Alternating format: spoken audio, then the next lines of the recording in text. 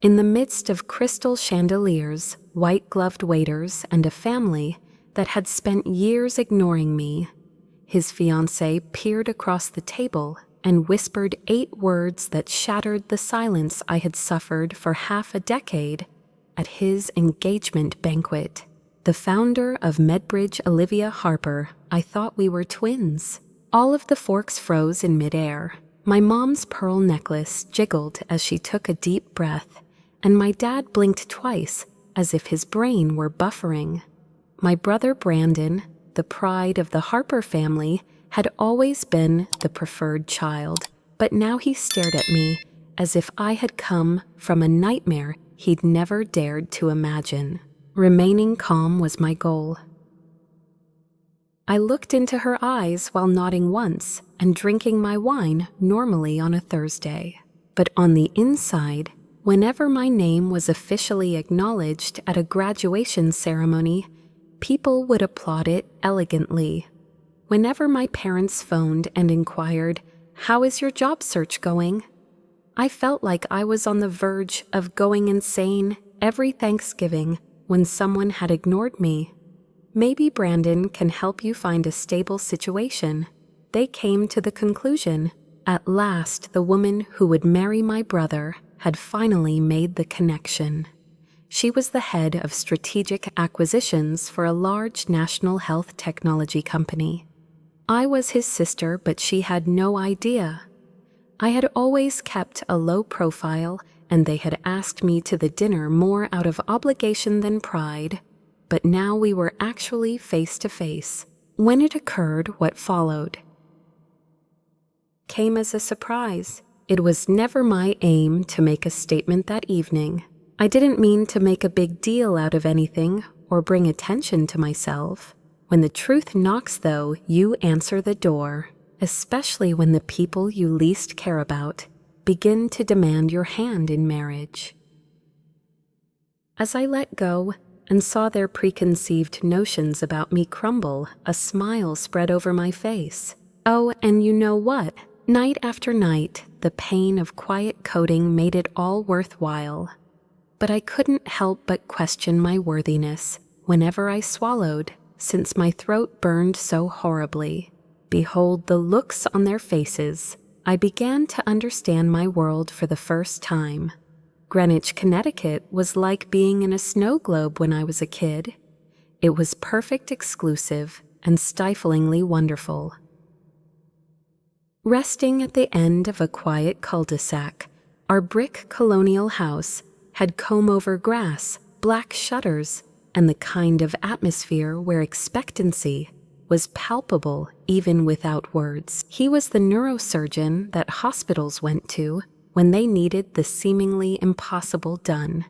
And my dad, Dr. William Harper, had the confidence of a man whose deeds had always been appreciated and recognized. The federal courtroom was no match for my mother, Judge Katherine Harper, whose piercing stare could cut stone. Her self-assurance radiated from her every gesture, and the force of her words and silence were just as impactful. Next up was my elder brother Brandon, who was 4 years older than me. He was a varsity athlete and an exceptionally bright student. On weekends, he volunteered at a children's hospital. His resume was a work of art. Following in our father's footsteps as if it were etched into his DNA, he was admitted to Johns Hopkins with a full scholarship and a family toast prepared. Somewhat of a footnote, I felt, the one who was more interested in computer science, who would rather read books about coding than about cosmetics, who would get excited about logical progressions and spend hours building games that nobody ever played. I used to think I was just special. Apparently, in my family, being unique was a way of indicating that you were flawed. Dinner was skipped in favor of a debriefing. What have all of you managed to achieve today? No matter what, Brandon worked on a paper, an internship, or an internship with a medical professor, he always managed to get it flawless. My dad's go-to starting statement was, It was like he was building a list of things to do. Then it would be my time. At 15 years old, I was overjoyed with the interactive features that I had independently constructed and proudly said, I created a website for the book club of my English teacher. Olivia, I think you should focus on something that colleges care about, maybe a debate team or authentic leadership. But that's great, my mom remarked with a smile that almost reached her mouth. Beloved activities, hobbies remained. Computers were toys, and real winners wore robes or scrubs. It was more than just a simple rejection, it was a dividing line. Everything I cared about seemed insignificant, like something I would outgrow. My underbelly would remain unseen if my grades kept consistent, and I sat up late learning JavaScript and debugging bad programming without anybody ever asking why I was so exhausted. At the age of 16, I sent home a flash drive with the scheduling software I had created for our school's annual fundraising. The event planner thought I was brilliant, saying that I had saved them a lot of time. On a PTA night, she even told my parents about it. Olivia has numerous talents, but getting her into law school is our current concern, according to my mom. Should I enroll in law school now? Never before had I indicated any interest in it. The decision had already been taken. My first taste of notoriety, at least among people outside the home, did not come until my junior year when I built a medical inventory system from the ground up and utilized it to qualify for the Northeastern Youth Programming Finals. It just so happened that Brandon's celebration dinner and his admittance to Harvard Medical School occurred on the same Saturday. Upon informing my mom, she was somewhat distressed. Invitations have been sent out. You are expected to attend your brother's special day. Oh, my darling, she said, placing her hand on her breast, as if I had just delivered the news of someone's death. Hence I competed alone. I sat in a cold water bottle with an incorrectly spelled name inscribed on it, and it felt like every parent of the other children in the stadium was there, cheering, shouting, and even filming on their phones. In addition, I was victorious, first place. As I pretended to be twice my age, the judge's actual engineers from Boston Tech informed me that I had vision. That night, I went home with my trophy, ready to give someone a nod. When I got at the house, a bunch of relatives were rooting for Brandon. With a remark like, "That's wonderful, dear," my dad returned to his champagne and admired my prize. My decision to quit was solidified that night. I mean no harm, to ensure one's survival. In response to their labeling of my work as tech stuff, I ceased bringing up projects and instead smiled when they mentioned that I was still figuring it out. Due of their language barrier, I adapted. The worst thing was that I let it convince me that my love wasn't adequate. The usual kinds of pressure I encountered as a senior in high school included applying to Ivy League colleges and writing perfect essays on my goals of carrying on my mother's job. Instead, I quietly applied to Washington State University. In addition to being one of the top computer science departments in the country, they awarded me a full merit scholarship. I presented my parents the admission letter with caution, hoping for the best as soon as it arrived. My dad looked at it as if it were a ticket for parking. He spoke with an air of collected authority, saying, "You're wasting your potential. You might be able to get into Yale with your test scores." My mom commented that computer science is fine, but it's not the field for someone with your level of intelligence. It's just a transactional experience. Their intended message was that that field isn't suitable for a Harper. In that arrogant way that older siblings often display, Brandon tried to soften the blow. Maybe it's just a phase, he said gently, touching my shoulder as if I were a little girl. Get rid of it before you go to law school. As I prepared to go for college, I felt a mix of unusual relief and sadness. As I said my goodbyes to the only environment I had ever known, I could finally look forward to settling into a community that accepted and celebrated individuality. There were no tears shed on my departure day. Instead of hearing, "We're proud of you," my mom gave me a stress management checklist. My dad had told me that it was necessary to let them know if I was changing my major. As I sat in the back seat of the Uber laptop on lap with the Seattle skyline just visible through the clouds, I solemnly vowed to myself I would be afraid to make them wrong. If I were in the right, I would prove it. It was as if a never-before-opened window released a breath of fresh air into a stuffy house. That's how college felt. At the University of Washington, I was just Olivia, a first-year computer science major with an incessant typing habit and an ink-splattered notepad. Looking around my first computer programming class, I thought, these are my people. I wasn't the unfulfilled daughter of Judge Harper or Dr. Harper's disappointment. Everyone was in agreement with my major decision. Nobody told me to shoot for the stars. It felt like everyone spoke the same language. There were late-night whiteboard talks that seemed more lively than any dinner I'd ever had at home, and there were caffeine-fueled marathons of code debugging. For the first time in my life, I felt like I truly belonged someplace else. It was there when Samuelta Diaz and I first crossed paths.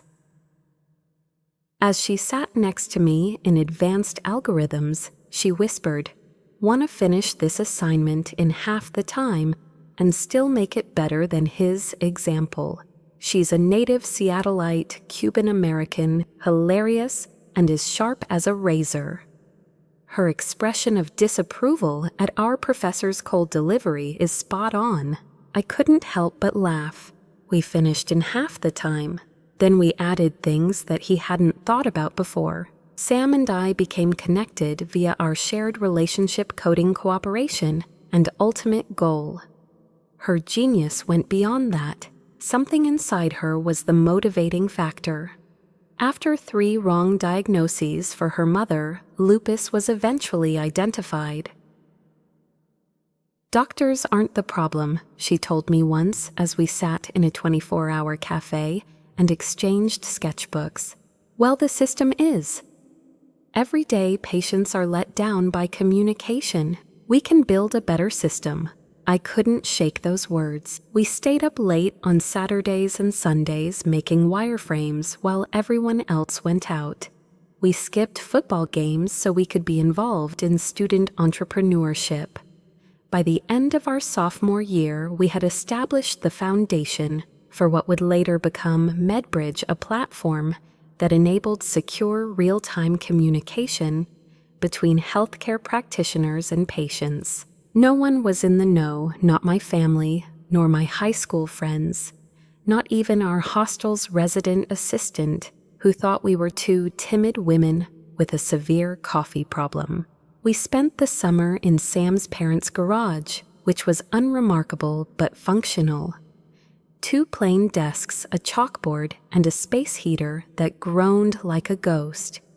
But her folks were really nice, bringing lunches and asking us thoughtful questions. And though they were perplexed by what we were making, they were still encouraging. I was taken aback. I realized how little support I had gotten when I saw her parents' delight at even the tiniest achievements and their dad's jokes about becoming our first investment. If I had mentioned beta version while we were still residing in Greenwich to my mother, she would have assumed I was talking about a fraternity. As early as our junior year, we had a working prototype. Throughout the Pacific Northwest, we competed in events. We won 3, lost 2, and received compliments. I'm feeling much better today. After one event, a former chief tech officer of a health tech business contacted us personally and said, "What have you built? Possibly a savior of lives." We applied for a provisional patent 1 week after that. There was cash on hand, real users, and issues at stake when we secured our first small contract with a local Spokane clinic chain in this strange environment. I couldn't help but tell my folks. I did, in fact. Nonetheless, anytime I imagined the conversation, their voices would pop into my head. Is that a steady way to get money? Is the decision to get health insurance up to you? Get your JD out of the way first, okay? I ensured that the calls were concise as a result. The class is great. I am staying safe, yes. No, I ain't seeing no one seriously right now. They didn't even bother to inquire about MedBridge. They had no idea it existed. But word got around that Brandon had become chief resident at Columbia Presbyterian and was dating a pharmaceutical representative named Claire, who was very impressive. He had moved into a 3-bedroom, 3-bathroom condo on the Upper West Side with a view of the park. Simultaneously, as I shared a bathroom with Sam and ate instant noodles, I was trying to figure out how to stretch $2,000. Still, I was satisfied. My joy knows no bounds. It is immense and overwhelming. Because of our failures, despite the fact that our code collapsed at midnight, forcing us to start all over. No matter how much we bicker over the user interface, we still need coffee. We owned it. Not a single boss, not a single board, and no particular clothing is required. Just 2 stubborn women with computers who are beginning to believe that medical treatment can be empathetic once more. But I'm sorry to be the bearer of bad news, but starting from scratch does not come cheap. For a senior year, juggling 2 lives became too much. I was Olivia Harper back then, a Seattle-based co-founder of a health tech company, with paying clients and promising prospects for expansion. For the time being, I was between internships in Greenwich. We spoke with Brandon over dinner. My mom said one day when she called, "You're on his mind." Questioning with my arms crossed, I asked how far back in time this was. She gently mentioned something about your future and said, "We have a connection at Apple. There may soon be entry-level support staff available. Even if it's at the beginner level, it's something." I felt a tightening in my throat. The proposal was moot. Their lack of awareness about my $300,000 pilot arrangement with a healthcare network twice the size of Apple's medical division was the real culprit, though. However, I persisted in consuming it. Much obliged. "I will give it some thought," I stated. The phone went off. I then proceeded to Sam's room, where I laughed until I was sick to my stomach. Pretending not to laugh would make me cry. That was how it really was.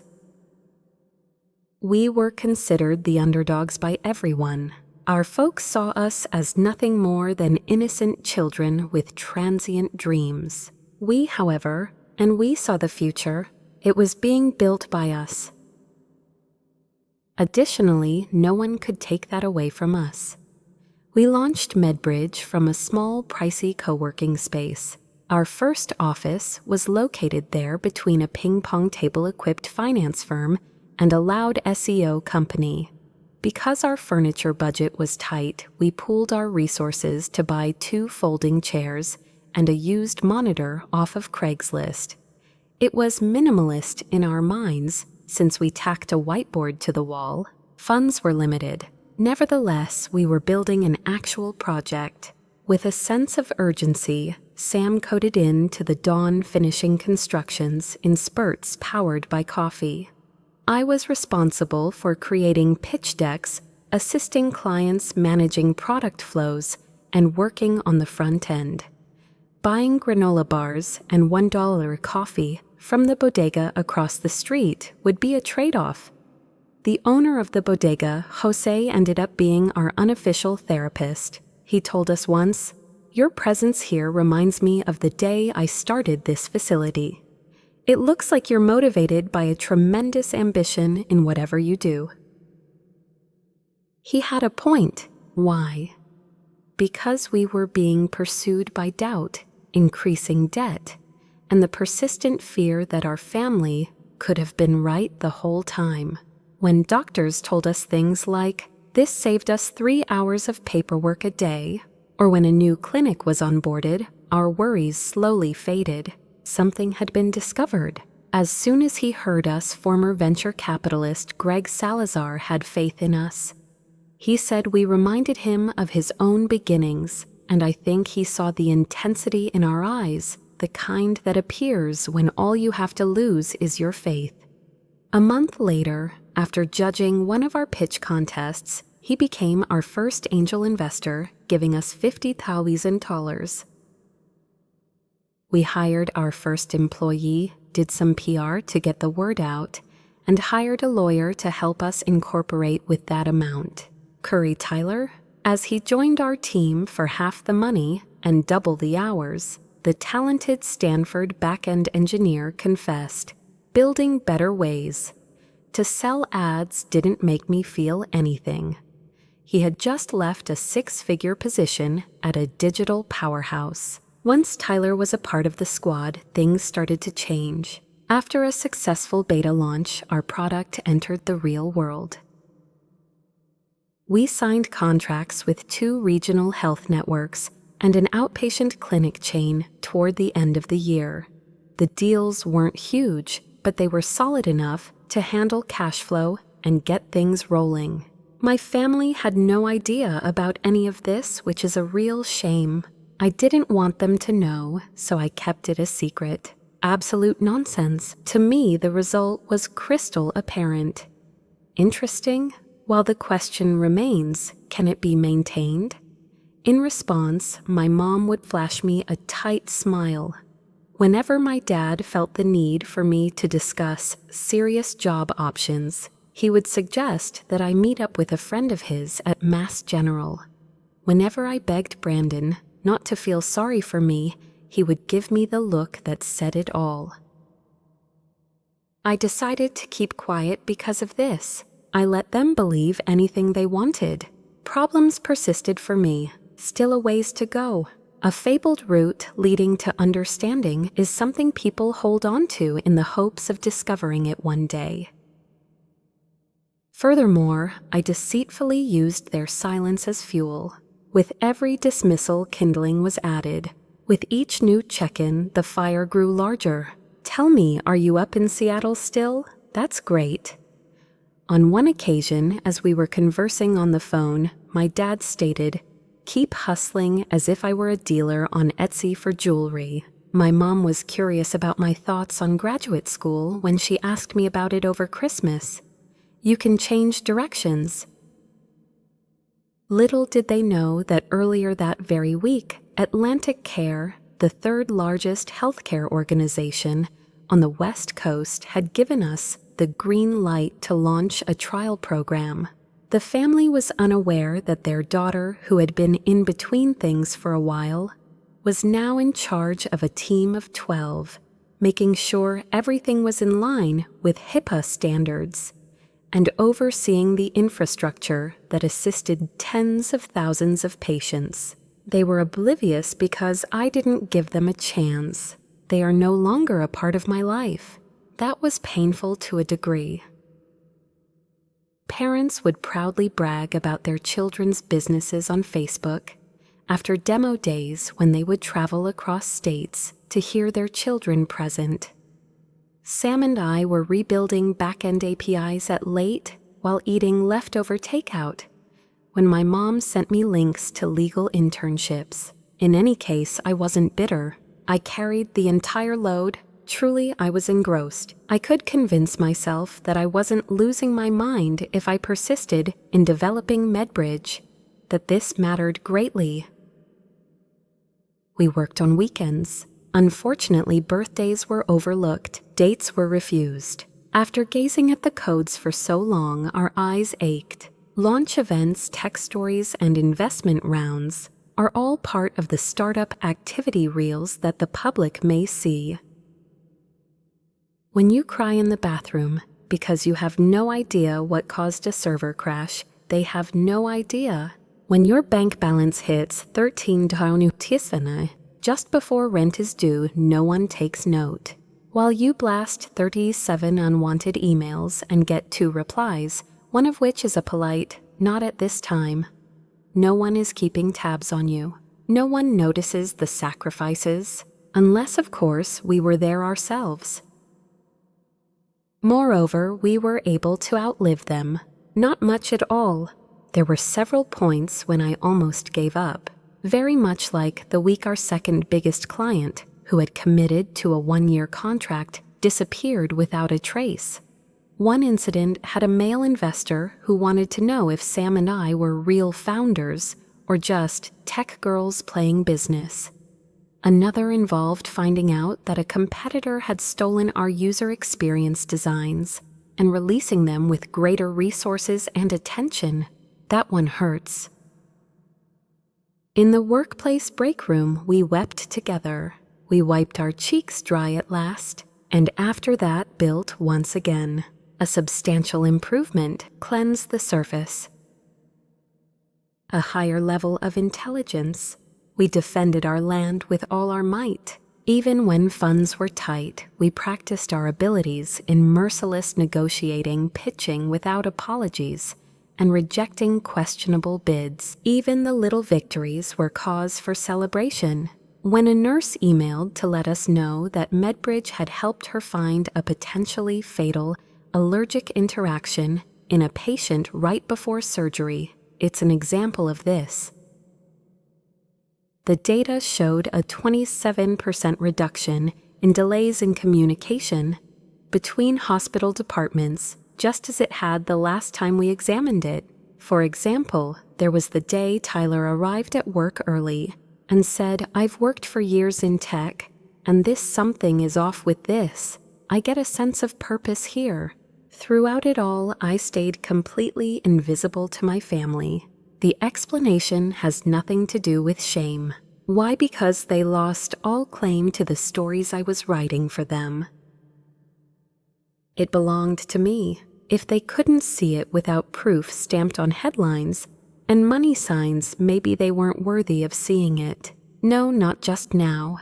At MedBridge, no explosion occurred suddenly. Similar to most authentic things, it developed gradually, with victories and defeats interspersed. We spent months honing the user interface, streamlining data syncs, and improving mobile performance for the benefit of rural health professionals with painfully slow internet connections. Just when we thought we had it figured out, a nurse or PA would contact us with a better idea. 20 clinics were using our software within a year of our initial customer launch. User comments were candid, critical, and useful at all times. This was noted. We revised the text. We were able to perform better. It became our philosophy to build and fix things swiftly. Again, investors paid attention. Series A came to fruition through a combination of luck, meticulous planning, and unwavering resolve. Directions were provided by an ex-supervisor, and the demo was spot on. Our VC partner's mother had lost her father in a hospital misunderstanding years ago. She recognized a reflection of herself in our work. During our second meeting, Dana Walsh, alias Dana, told us, "You two are going to change the way healthcare works, and not from the top down, but from the inside out." Dana was more than just a check writer. She was a key to many doors. We had raised $5.5 million. By the end of the quarter, expanded our development team, brought on a clinical advisor, and set up shop in a permanent office in the middle of Seattle. Not a very great one, but it felt opulent with its sunshine and working espresso machines. Rapid escalation occurred. I was anticipating something different, The seminars grew in duration, intricacy, and political undertone. I slept with a notepad next to my bed as we went from a passion project to handling financial models, partnerships, compliance teams, and operations. I couldn't help but worry that problems may pop up at any moment. I brought in Kayla, an assistant who could handle 3 calendars, prepare me for conversations, and talk me out of a spiral when things went hard during negotiations. But despite the growth on the outside, the inside toll was heavy. We had been together since college, but now things were starting to fall apart since your business takes up all your time, energy, and sleep. Totally unconfident, still I'm drained. Despite our mutual exhaustion, neither of us was willing to admit it. But we didn't give up. We must not overlook this. This is due to the fact that doctors and other healthcare workers were using our platform to collaborate across disciplines. Patients could now see their physician's notes online, and for the first time ever, they were written in plain English, for the simple reason that we were having a beneficial effect. Still not everyone was on the same page? Continuation of storyline number 1, intellectual property theft attempt. Our new predictive warning system, which compares patient records in real time to detect potentially harmful drug interactions, was unveiled after 6 months of development. We were invited to a private health innovation conference in Palo Alto one afternoon and gave a pitch to advisors, investors, and ex-founders of startups. Then there was a round of rousing applause. But 3 weeks later, a shiny new company called CareLoop AI introduced a nearly identical piece of technology. We require additional PR and a new tagline because their money was higher. I felt my heart race as I studied their landing page and noticed that they had stolen our button color scheme with a few minor paraphrases here and there. The situation gave the impression that someone had broken into our home and rearranged our possessions so that they looked like someone else's.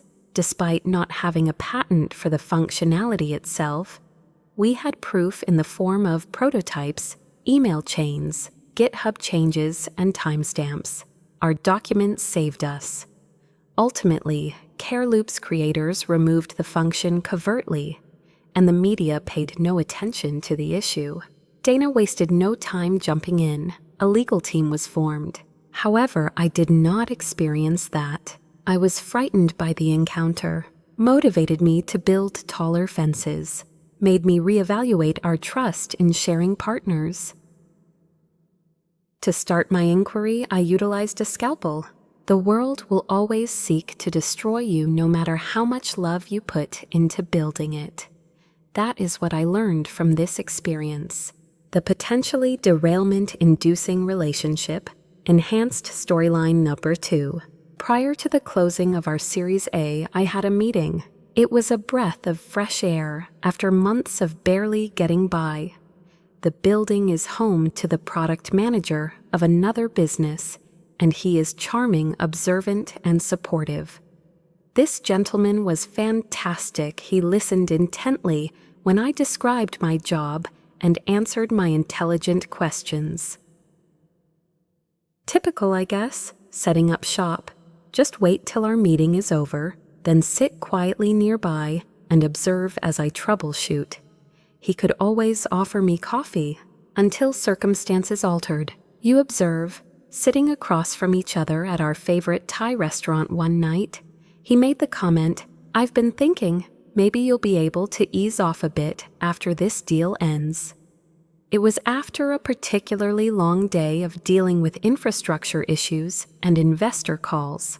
It was the worst. Give me the rundown. Your invention is remarkable, and I must say, you have presented your point persuasively. In terms of money, you're fine. You may now relax.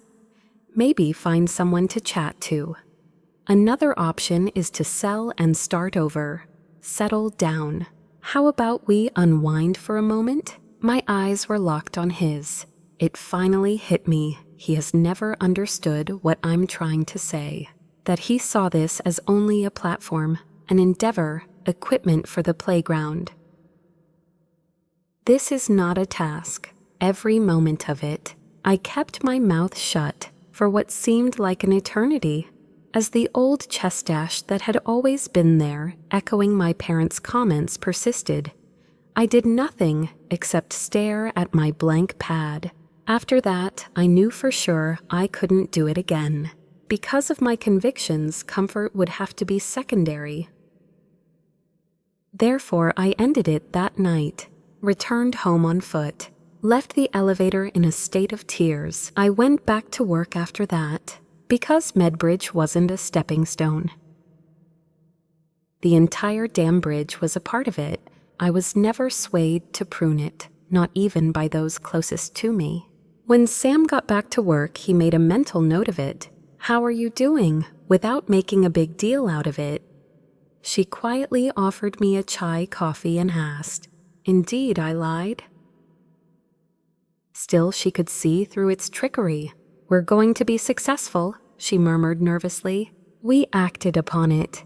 We had 70 employees by the third year, medical centers in 5 separate states. Not only is there interest from Forbes and TechCrunch, but also from 2 major healthcare software companies, one of which is even covertly sniffing around with acquisition intent. "You're quite the actor. You're not a startup anymore," Dana informed us as she sat us down. Even then, I kept my mouth shut around my family. Consulting in tech was my reported employment, and I went home for Thanksgiving in the same used Mazda that I had driven to college, instead of the trendy coat in my closet. Nothing more was asked of them. I politely declined. I must admit, I was rather satisfied with it. I wasn't faking it for their attention, and my life has never been the same. I constructed this because it was crucial. Why? Because we achieved a significant time savings. Cutting costs, keeping individuals alive. That, my friend, is something that no amount of parental approbation can ever replace. The invitation, housed in a sturdy cream envelope, bore my mother's signature cursive handwriting.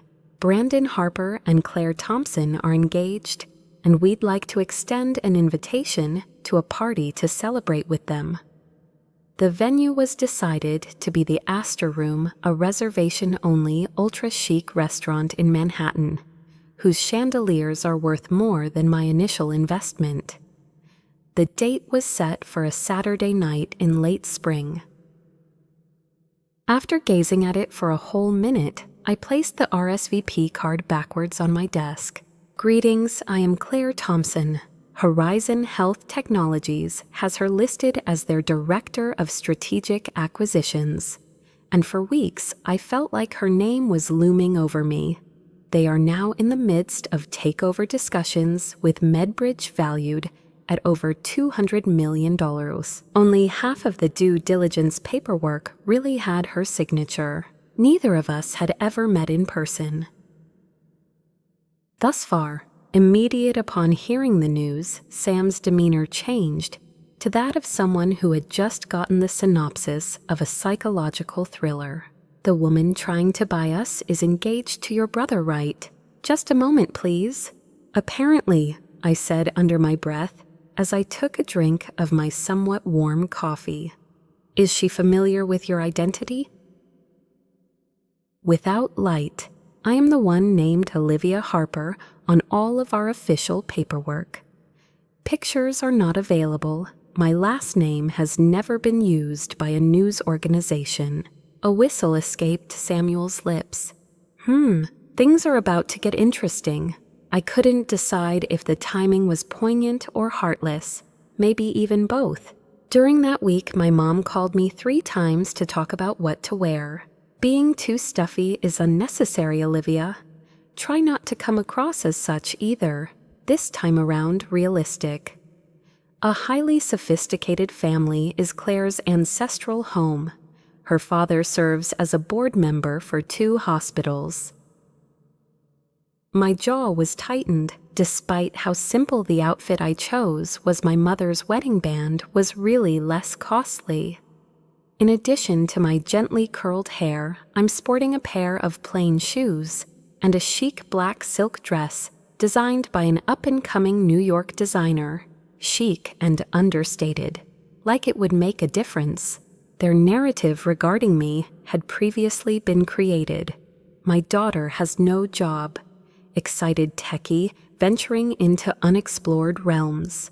Brandon stood out from the others. For this situation, I was the mystery. All right then, allow them to be confused. The Astor Room seemed like it came from a bygone era in a movie, what with its golden accents, elaborate ceilings, and white-gloved waiters who could remember your name after just one meeting. Separately, a string quartet played with great delicacy. Guests raised a glass of champagne in a toast as they complimented each other's careers, vacation homes, and carefully curated wine collections. It arrived at 6:02 p.m. To avoid getting drawn into setup, you must be at the exact wrong place at the wrong moment. As the celebration began, the cheerful hostess escorted me to the private dining room and verified my identity by looking over the guest list. Brad noticed me first. "Excuse me, great job." Before pointing across the room, he pulled me in for a short embrace. "Hey, you might want to meet Claire." She was there, that is true. Her calm and elegance were infectious. She was tall, composed, and dressed impeccably in a burgundy gown. Her hair was styled in a low chignon, and she wore a stripped dress. The little apology that Brandon typically uses when introducing me slipped into his voice when he presented Olivia to Claire. "Olivia," Claire greeted warmly, extending a hand. "I'm happy to have finally met you. Brandon can't stop discussing you. I had my doubts about that because of something." Whatever the situation may be, I couldn't help but smile. "I'm happy for you, and I'm even happier for you too." From behind me, my mother's voice joined in. "That is fantastic, Olivia. You were successful in finding an outfit." That was her method of telling me she was satisfied with my appearance. "She informed you that your Aunt Margaret will be seated next you, explaining you two have always shared interests. We have taken care to seat you far from the important guests." To rephrase, to begin the meal, we made toasts. The first to go was my dad, who spoke with an emotional voice and a raised glass. At last he spoke to the audience and said, "To Brandon," referring to the man who had always been an example to them. Claire, who was very clever and accomplished, was also a remarkable honor to have as a family member, and he expressed his respect for her. Speaking about Brandon and Claire, my mom proceeded to deliver a well-rehearsed speech, honoring his accomplishments, including his time in medical school awards and promotion. "Now he's found a partner equally committed to excellence," she continued. Each and every one of us clinked our glasses, except me. While staring at Claire, I sipped some water. Her muscular, curious gaze appeared to fixate on me, as if she were trying to make a knot, but was unsure of how to do it. I could hardly make out the flavor of the first course, a multi-layered delicacy topped with truffle foam. A relative named Margaret leaned forward from her seat across the table. "I was wondering if you were still working on that IT project, Olivia." Tightly I smiled. That technology thing, could a promotion be in my future? Then she said, "Is this a question about seasonal shifts in retail?" Prior to my ability to reply, my uncle cut off the other party on the line. "As Brandon mentioned, you might try contacting Apple's tech support. They might be able to assist you. In my opinion, that's a fantastic fit." I took my time sipping it. I am truly content with my current situation. Olivia, asking for assistance isn't a sign of weakness, my dad said quietly. I should begin making preparations now. I mean, it was mind-blowing how confidently they talked about a life they had no idea I was living. After that, quietness fell. The sound of Claire's voice shattered the discourse like a violin string snapping. "And you, Olivia," she said, her expression somewhat narrowed. "Oh, I'm sorry, but I was just curious if Harper was your last name or not." Every single person at the table froze. Brandon averted his gaze, squinting. "Indeed it is," he said with a laugh. "She is my sister." Claire looked at me quite intently. "Are you the Olivia Harper from MedBridge?" I was surprised that she refrained from making any accusations throughout her statement. Instead, it appeared as though someone had finally put an end to an ongoing enigma. I nodded once while staring into her eyes. "Yes," a fork clinked silently on the plate. "Did you also discover it?" There was a lifeless body standing there, totally unfazed. "Of course I am." My brother's face became pale. Claire glanced across at him, her confusion plainly visible. "For months we have been attempting to acquire her company." The father released his grip on the fork. With her jaw hanging open and her fingers frozen in mid-napkin adjustment, my mom did nothing more than stare. More and more, there was nothing. Believe it or not, my dad eventually spoke, and his voice trembled. I kept my composure and said, "In my opinion, yes. I co-founded MedBridge with another businessman. More than 300 different medical facilities around the nation rely on our services. Your prospective daughter-in-law's business, Horizon Health, is one of our current acquisition targets. We have funded $25 million thus far." A little chuckle escaped Claire's lips. "Your software reduced patient communication failures by 43% during the pilot phase. Our records are replete with this information. I had no idea.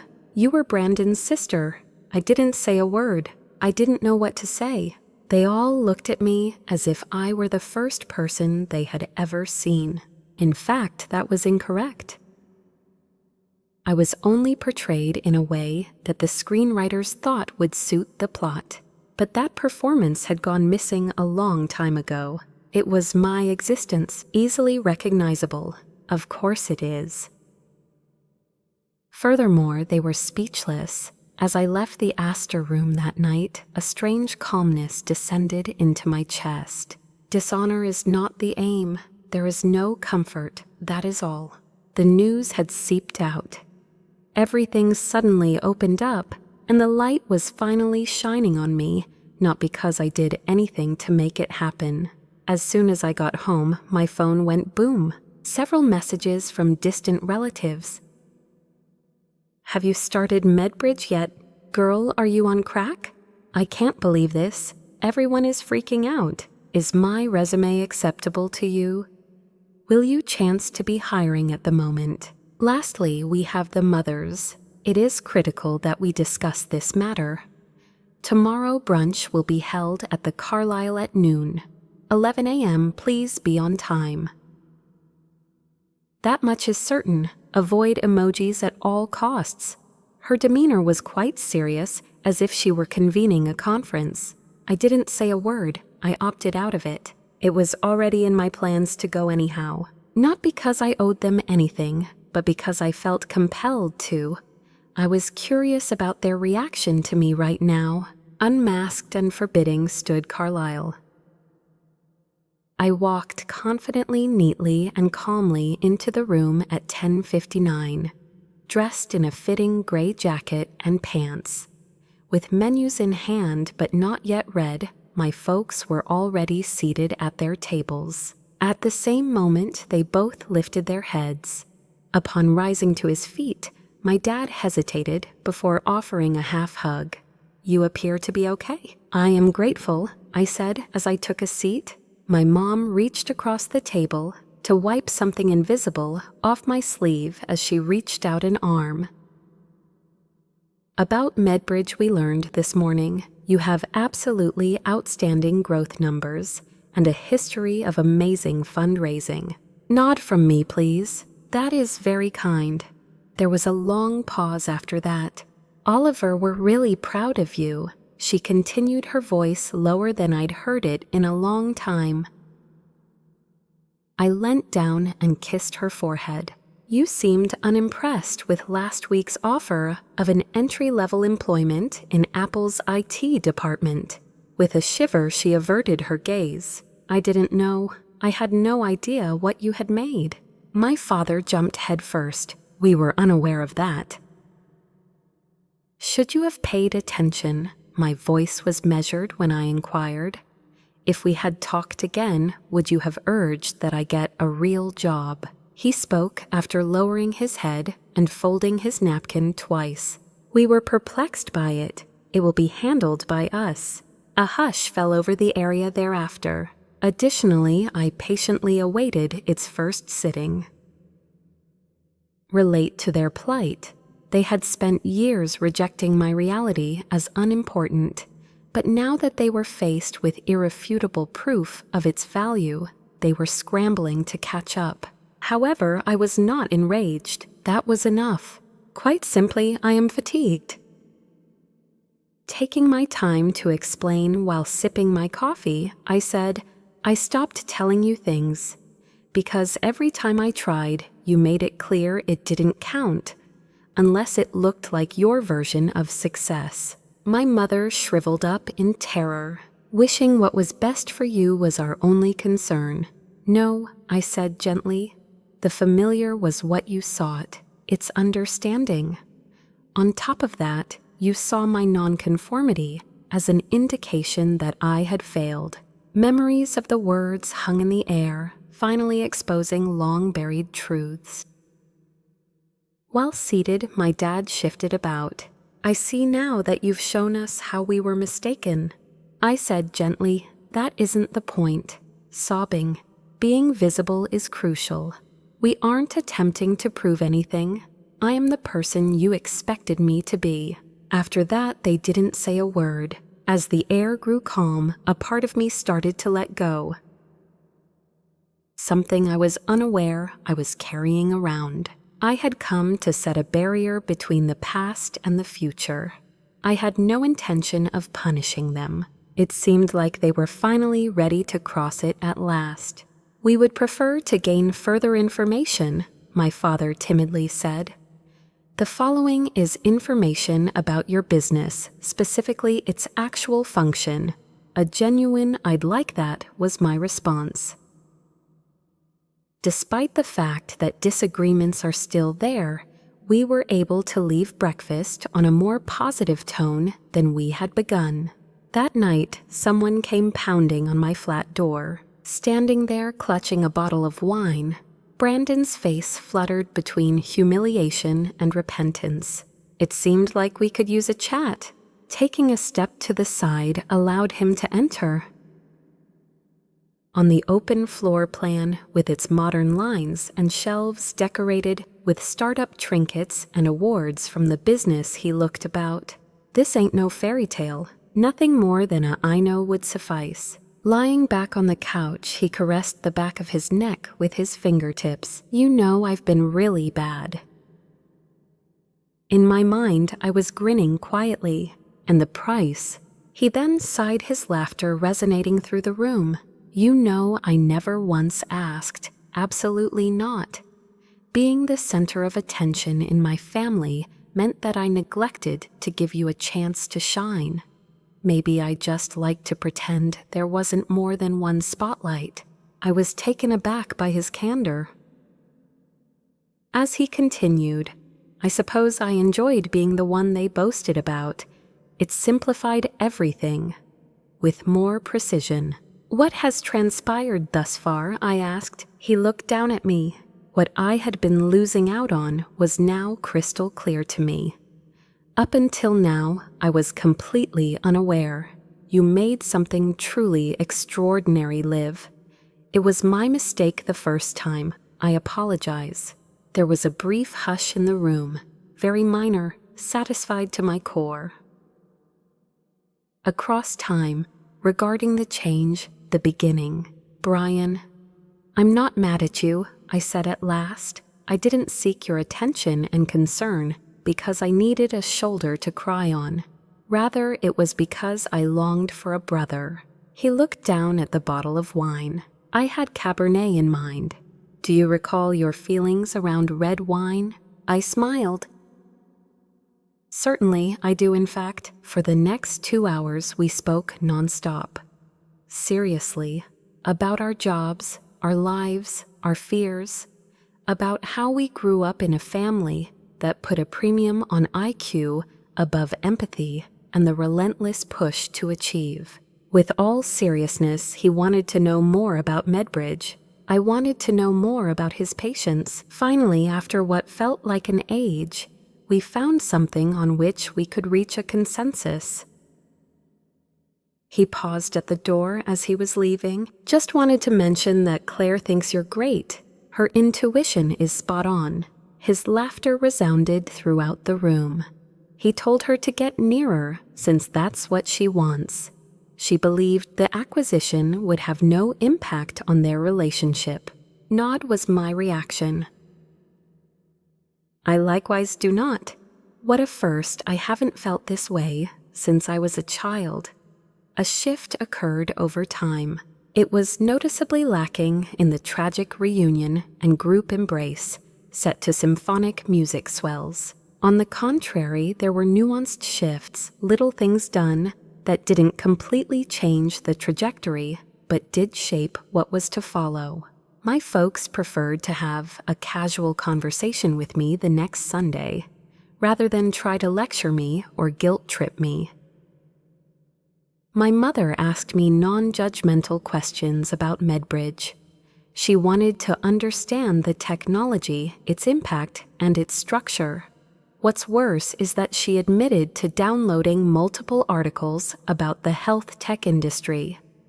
"I never really got it before," she said, "but I am making an effort to learn." I was pleasantly surprised by how important that was. A different tactic was employed by my dad. "Is it possible for him to drop by the office?" He was curious. I retreated for a second, but I still felt concerned about his looking into my life and drawing conclusions about it based on his familiarity with clinical settings and academic accomplishments. "Yes," I responded. "It is commendable that he did not assume any degree of knowledge when he arrived." He cautiously made his way around the open floor plan, nodding to team members as he went. He paused to ask about the features shown on our demo wall. I showed him how our newest module tracked the length of time patients spent interacting with healthcare practitioners. This, would have altered many results during his time in the operating room, he remarked almost to himself. He then shook my hand with an air of adult seriousness that belied his age. "Olivia, you have created something truly extraordinary. Rather than I'm proud of you. Nevertheless, it served no use. I was very content with it, really." Unexpectedly, Claire served as a bridge between the two worlds. She was always level-headed and fair in her professional life. Even after she found out about my relationship with Brandon, she never made it about me. In fact, she was very careful to set boundaries, making sure the agreement stayed unbiased. For that, I now hold her in even higher esteem. It was her turn to show up. We started to have coffee after weekly strategy calls. At first, everyone was nice and professional, but soon we started laughing at my mom's spice rack, Brandon's tendency to leave cabinet doors open, and other family quirks. Claire could relate. She too had grown up with controlling parents. A few days ago, she said, "You don't have to forgive everything, but it's okay to make room for something new." Afterwards, I proceeded to do it. Rather modestly, Use caution. However, all that is possible is to contemplate. My family has been getting back to its more relaxed, smaller Sunday dinner traditions. Sometimes it's just Claire Brandon and me. We get takeout and watch documentaries. My mom brought over some homemade lasagna and offered me some advice without my asking. Thought this might interest you, my dad captioned the digital healthcare equity article he sent me. Development. Not perfect. Not every alteration was as major as theirs. I managed to pull it off somehow. I had built up such formidable defenses that I had long since lost track of what was beyond them. I had convinced myself that being silent was a sign of strength, and that remaining unseen would keep danger at arm's length. For a while, I believed this to be true. Having become visible, though, I realized the armor wasn't needed. After much persuasion from my assistant Kayla, I agreed to do 1 press interview, then 2. After that, I'll be appearing on a podcast. After that, I'll be giving a keynote speech. The appellation Ghost Genius began to lose some of its luster. That also did not bother me in the least.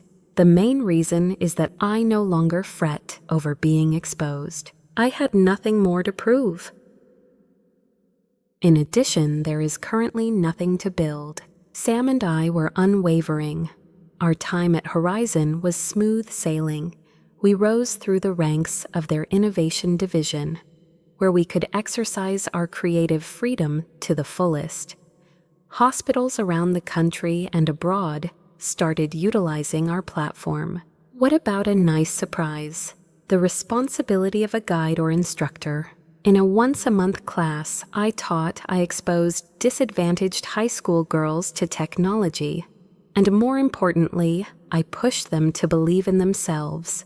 I basically told them what someone should have told me when I was 15 years old. A lofty objective is not unattainable. You are not truly fragile or out there. Simply put, you are late. It was Amara, a student from the Bronx, who told me, "My mom thinks coding is pointless and becoming a nurse is something she really wants me to do." My question was, "What is it that you desire?" Our eyes locked. In order to construct things that do not yet exist, thus I beamed, "Then keep building. She'll end up changing her mind. Your future self will regardless of her stance." That expression lingered in my mind. The relationships I had laboriously navigated, entangled in excitement, disappointment, and solitude, were giving birth to something fresh. Not perfect. However, honestly, that was the essence of healing, in my opinion. Forget about the past, while still letting the ensuing events to occur in a unique fashion. I didn't know I needed a new habit until it took root in my life 6 months after the engagement dinner. The acquisition of Horizon Health Technologies was finished quickly, even when MedBridge was officially spun off into a larger ecosystem. Sam and I maintained our leadership positions in innovation and strategy, as we had previously agreed. It wasn't just a merger, it was the joining of forces for a common purpose. Our platform was being launched on all 3 continents. Among the hospitals that were on board were those in Singapore, Toronto, and Amsterdam. We tested the translation modules extensively. The outcomes for the patients were improving. We have significantly boosted our staff size. A greater proportion of working-age women were hired. People of color ought to predominate. Further, individuals who, like us, had earlier been told they weren't quite the right fit. From the outside, it seemed like a textbook case of success, but it wasn't in executive suites or on Excel spreadsheets that the biggest shift occurred. I discovered it in the very difficult process of delicately healing relationships. There was an emotional as well as a bodily presence from my parents. My mother, who strives for excellence in all she does, had a rough start. She was unsure of how to ask without seeming superior because the boundary between admiration and shame seemed porous. Her subsequent email included a link that she had emailed to me. How predictive AI can help lower patients' risks. Nothing has been conveyed. I won't make a comment. Any topic line that didn't include "this reminded me of MedBridge" was unnecessary. It was more effective than a bouquet of flowers in getting the message across. Learning my language was her ultimate objective. My dad began texting. His messages were brief and awkward but sincere. An example of your approach was demonstrated to me in a case study at Baptist Memorial. Outstanding results. Are you planning to hire more developers? Do you happen to know someone at Harvard Medical School who has degrees in computer science and medical ethics? Maybe that may be effective. Slowly but surely, it appeared as though they were repairing the bridge they had destroyed in the fire. I was quite aback by their personal transformation, having said that they had become upgraded versions of themselves, through increased candor without assurances, much more interested. Nobody saw Brandon coming. He and Claire had willingly postponed their wedding, not because of drama, but because of alignment. The plan was to give it a new shape, something smaller, very careful. A special invitation was required to attend each tasting. At every meeting on floral arrangements, we walk around every corner. Beyond that, though my relationship with Brandon had improved significantly, motivated by factors other than obligation, for the sake of argument.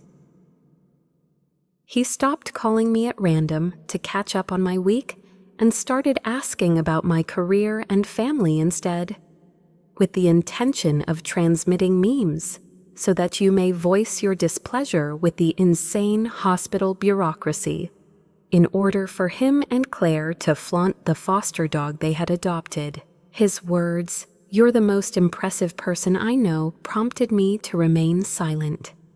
Ultimately, I decided to let things be. For me, words weren't essential. Still, I thought they were important. Something he said to me over takeout at my flat one night will be with me always. You know what, I might have harbored resentment toward you if your parents had shown you the kind of love and support you always deserved. I looked up, taken aback. He was being serious when he stated it. Your brilliance was second to none, but being known as the one who made it made me feel safe, and that's important. A heavy sigh escaped him, and I believe I concealed myself for quite some time behind that. No way am I going to admit it. There was clarity. Also, I thought highly of it. We didn't manage to fix everything, but we did start to speak in a shared emotional language. We spoke about issues of legacy pressure and fear as they related to the experience of growing up in a family where material items were used to measure devotion. As a result, Claire's role expanded beyond merely facilitating introductions, and her friendship flourished. We had a one-of-a-kind chance to collaborate inside Horizon, and it enriched both our professional and personal lives. From a professional standpoint, she understood me. The family was very clear to her, and she cherished them above all else. She became someone I could confide in when repressed feelings surfaced. From time to time, my mom would make a slip-up and remark something like, "This reminds me of when Brandon shadowed that cardiologist," as if his presence was the center of the universe. My father attempted to criticize my upcoming leadership speech at Stanford University. Claire would whisper, "They're trying." On top of that, they're catching on. Nonetheless, you shouldn't let them change your life story. Additionally, I choose not to do it. It was only me that contributed the chapters. Uncomfortable moments did occur. While touring the MedBridge headquarters, my mom gushed, "You know, Olivia, I never imagined you'd be leading something like this." I looked over to her quite subtly. "Have no fear, that is my usual practice." She then gave a nod. In that nod, something shifted. In other words, I am not sorry. Disgrace not. Nonetheless, regard. For the first time in my life, I felt truly valued, not only tolerated. During our time in therapy, Dr. Reynolds once asked us, "What does it mean to be healed in your opinion?" I was speechless for the time being. Yes, I do now. Our healing process begins the moment we sit down to Sunday dinner together, sans resumes. A concerned father wants to hear how the debut of the new user interface went, but he isn't being critical. According to what appears to be a brother's text message, "Thought this was dope. You need to be proud of yourself." While you give your keynote speech, your mom sits calmly in the back row, gripping her purse and beaming so wide that she might cry. What you're witnessing is a clumsy and sluggish attempt to make amends with those who have harmed you. Reason being, it's unjust. The reason, though, is that you are the one who actually performs it. Letting go of bitterness is the last step in reclaiming your worth. Plus, you've grown up enough to know that other people's approval isn't necessary for your sense of completeness. But when exactly will it be? Its reception is something you're familiar with, unlike rain to a dry land. However, it's like sunshine on a flower that has blossomed. Having my doubters finally take me seriously is the answer I would have given if you had asked me that question years ago. Public acclaim. If success had shown their mistake, I would have forewarned you. However, right now, something big has finally clicked for me, and it wasn't any one moment, but rather the accumulation of innumerable little ones. If you want to succeed, you don't need to prove someone wrong. What matters is that you always prove yourself right when they don't. In the face of seemingly insurmountable obstacles, it's choosing to go on. Rather than pursuing acceptance, the objective of this undertaking is to make an impact, and it's coming to terms with the fact that not even your closest loved ones will always understand you. Not at first, and maybe never, but your truth will always stand firm regardless of how others misunderstand you. This lesson is challenging, quite a test, because we learn at a young age, especially as female members of society, that our worth is relative to others. Impress without intimidating. Strive for greatness while retaining your likability. Get famous, but do it in a way that others will notice.